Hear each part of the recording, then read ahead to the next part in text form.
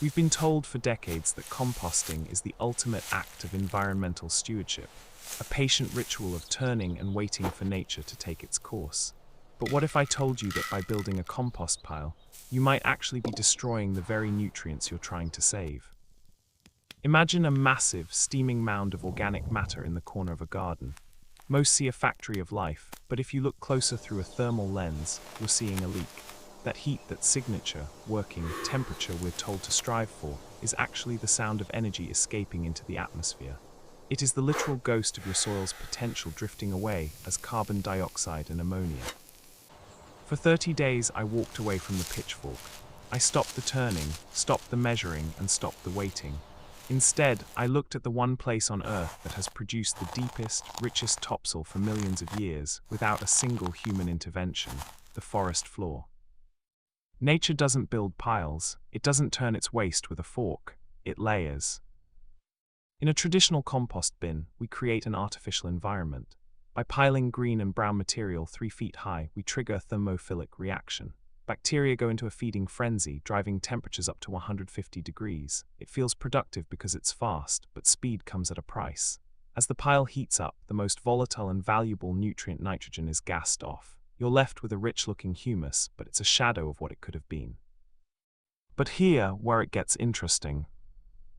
When you observe a forest, you'll notice there is no waste, and certainly no heat. Leaves, fallen branches, and biological remains land directly on the soil surface. This is the in situ method, or direct decomposition. It's a slow, cool burn that happens right where the plants need it most. I decided to replicate this in my own garden beds, and the results were almost immediate. Instead of hauling my kitchen scraps and garden clippings to a remote bin, I began applying them directly to the surface of the soil, hidden under a thin layer of wood chips or straw. This isn't just lazy composting. It's a strategic mimicry of the Earth's natural digestive system. Think about the architecture of a worm. When you compost in a pile, you are asking the soil biology to move to the food. You then harvest the result and move it back to the garden. It's a massive expenditure of human and biological energy. When you apply organic matter directly to the bed, the biology comes to you. The worms rise from the deep subsoil to the surface to feed, creating permanent macropores, tiny vertical tunnels that act as a high-speed rail system for water and oxygen. When the worm returns to the depths, it leaves behind its castings the most concentrated fertilizer on the planet, exactly where the roots of your next crop will be. That's not the full story, though. By composting in place, you're maintaining a cool decomposition. Because there is no intense heat, the delicate fungal networks, the mycorrhizae, remain intact. These fungi act as an extension of a plant's root system, reaching out into the soil to grab phosphorus and water that the plant couldn't reach on its own. In a hot compost pile, these fungi are the first things to die. You might be wondering why we aren't all doing this. Why is the big pile method the gold standard in every gardening book? The answer is largely behavioral. As humans, we love to feel like we are processing things. We like systems that have a beginning, a middle, and a tangible end. A compost pile is a project. Direct decomposition looks like you forgot to clean up. It's a psychological barrier, not a biological one. Industry also favors the pile. You can't easily bag and sell the process of nature, but you can bag and sell compost. We've been conditioned to buy the product rather than facilitate the process. But once you see the difference in the soil structure, you can't go back. After 30 days of direct application, I pulled back the mulch layer in my test bed. The soil underneath wasn't just dark, it was alive. It had a granular, chocolate cake texture that stayed moist even in the midday sun. In my traditional beds, the soil was already starting to crust over. The contrast was staggering. By keeping the compost on the surface, I had created a living skin for the earth. This skin regulates temperature, preventing the sun from baking the microbial life in the top 2 inches of soil. It acts as a carbon sponge, holding onto moisture that would otherwise evaporate. And this changes everything for the home gardener. The practical breakdown is almost too simple to believe. You take your kitchen waste, the peels, the cores, the scraps, and you chop them into smaller pieces to increase the surface area. You pull back your mulch, spread the scraps in a thin layer, and cover them back up.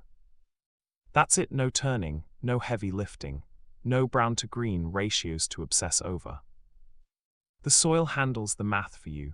If there's too much nitrogen, the soil microbes under the mulch will buffer it. If it's too dry, the mulch layer protects it. You are no longer the manager of a waste facility, you are the curator of an ecosystem. There is a realization that hits you when you stop fighting nature and start participating in it. We spend so much time trying to fix our soil with external inputs, fertilizers, and bagged amendments. We treat the soil like a hungry mouth that we have to feed, when in reality, it's a self-sustaining engine that just needs us to stop getting in the way. The compost dogma tells us that we need to control the decay, but nature has been perfecting decay for 400 million years. It doesn't need a plastic bin or a thermometer, it just needs contact. When you see a pumpkin leaf triple in size over a week because its roots have found a pocket of direct decomposed kitchen scraps, the science becomes visceral. It's no longer about waste management. It's about energy retention.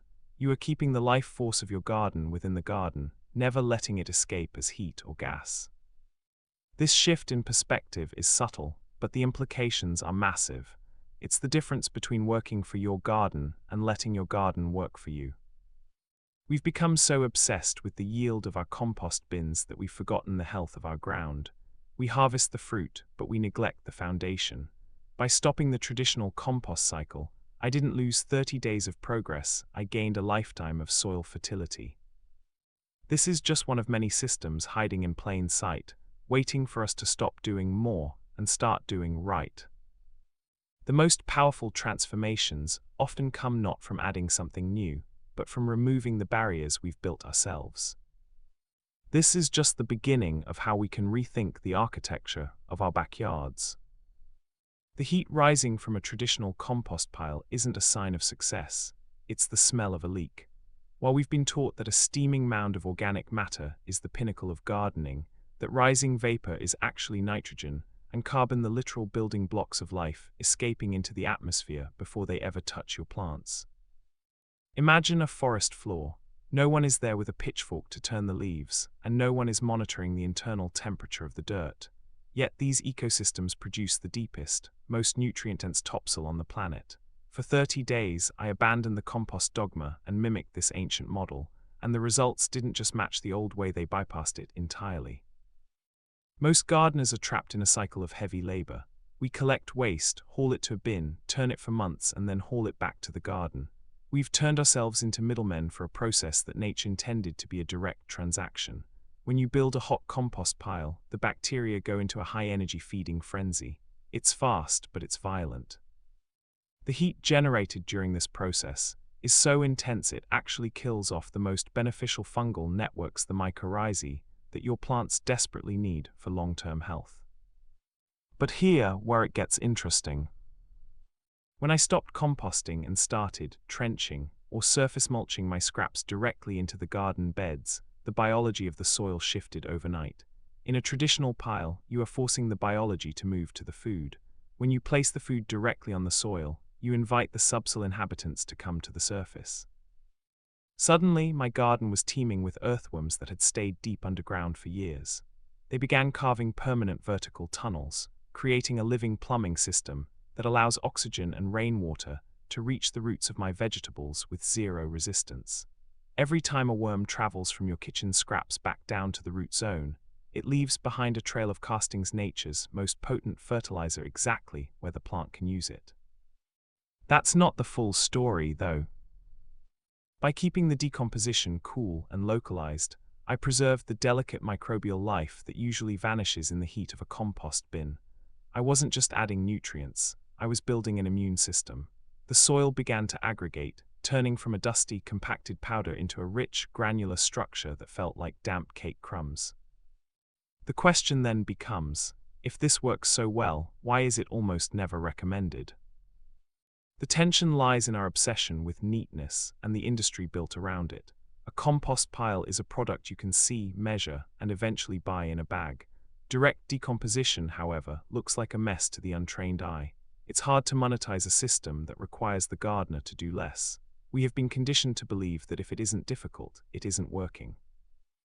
But the science of the cool burn is undeniable. To do this yourself, the practical breakdown is remarkably simple. Instead of the bin, you take your nitrogen-rich scraps, the greens, and tuck them directly under a thick layer of carbon-rich mulch, like wood chips or straw, right in your planting rows. This creates a smoldering effect. The mulch acts as a skin, keeping the moisture in and the UV rays out, allowing the microbes to digest the waste at their own pace without gassing off the nutrients. And this changes everything for the scale of a home garden. The physical burden of turning compost disappears.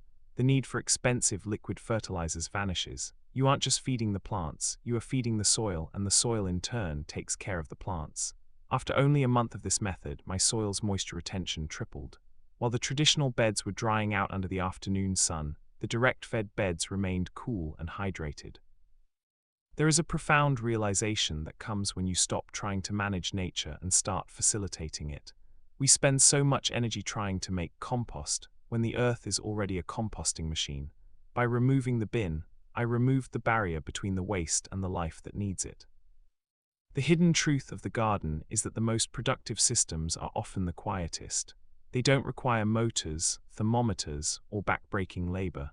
They only require us to step out of the way.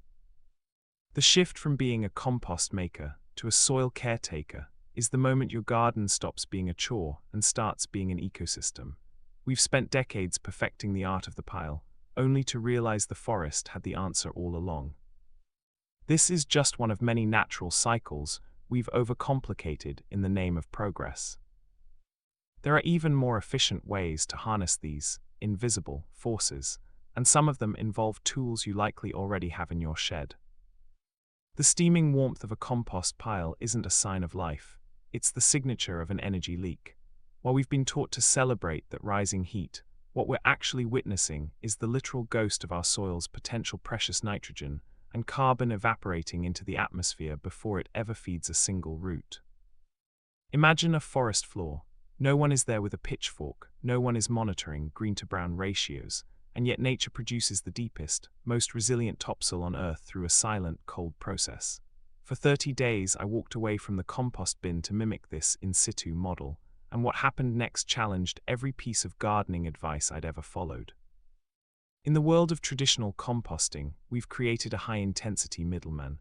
We haul organic matter to a bin, wait for it to reach 150 degrees, and then haul it back to the garden. It's an industrial mindset applied to a biological process. But when a pile gets that hot, it's like a forest fire in slow motion.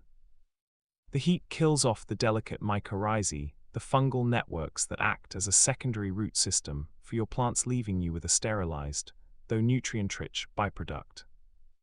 But here where it gets interesting. By placing organic waste directly onto the soil surface and covering it with a thin layer of protective mulch, I triggered a biological migration. In a pile, you are asking the soil life to move to the food. In the forest model, you bring the food to the soil. Within days, the earthworms, the ultimate soil engineers, began rising from the deep subsoil to the surface to feed. As they moved back and forth, they carved permanent vertical macropores into the earth. These aren't just holes, they are high-speed transit tunnels for oxygen and water.